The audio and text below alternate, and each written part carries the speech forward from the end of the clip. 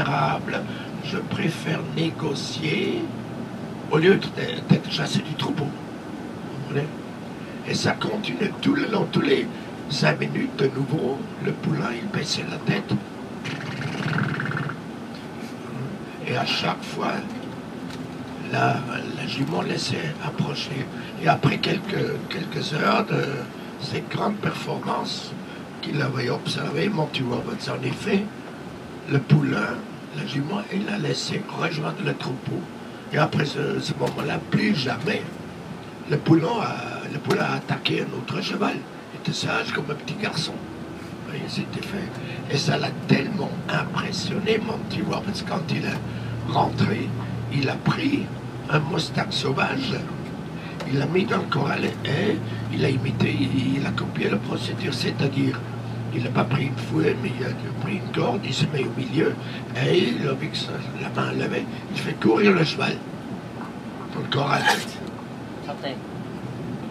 D'ailleurs, il dit, Monty Roberts, il faut faire très attention, par exemple, comment on tient la main, parce que il dit un cheval sauvage, la main ouverte avec les doigts comme ça représente peut-être le griffe d'un aigle, ça les spook, ça les effraie.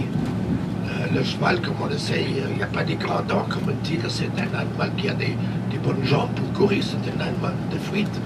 Alors si on ne fait pas attention, par exemple avec la main, ça les excite aussi.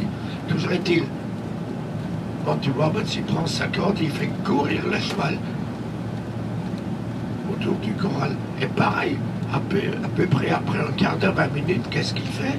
Ce cheval sauvage, le Mustang, il baisse sa tête, pareil comme l'autre, et il fait... Là, dans le corral où il n'y a pas de l'herbe, hein. Même indication, oui. Il a indiqué, il préfère négocier, c'est comme ça qu'il dit à Monty Roberts, au lieu d'être chassé toute la journée dans le corral. Et ça continue ainsi, encore 10 minutes, et vers la fin, Monty Roberts, lui, il adapte son approche, c'est-à-dire, d'abord, quand il commence à faire courir, le Mustang, il regarde le cheval directement, enfin du côté, la tête, les yeux, et le cheval le ressent. Oui, le cheval le ressent. Et quand il commence à baisser la tête et faire ses mouvements, Monty Roberts, au lieu de diriger son regard vers l'œil, il dirige plutôt vers derrière le nuque. Et le cheval le ressent, et commence à ralentir un peu. Et ainsi de suite. Et à la fin, après 20-25 minutes, c'est calme. Monty Roberts est au milieu, le cheval s'est arrêté. Monty Roberts ne regarde pas le cheval est probablement derrière lui, il attend. Et après 2 minutes, le cheval s'approche, tout doucement promenant à côté de Monty Roberts. Lui a déjà préparé son harnais. Regardez le rapace là, bonjour. Il met le harnais tout doucement, pas des mouvements rapides. Hein. Et après encore 2 minutes, il met la selle et c'est fait. À chaque fois, il donne des performances. N'importe où dans le monde, c'est toujours pareil, le résultat. En Angleterre, quand il est allé visiter la première fois la reine, là, il y avait les valets, il dit c'est des conneries, on va lui donner, on va lui présenter le plus fou. Il y avait un boulot pareil, très excité.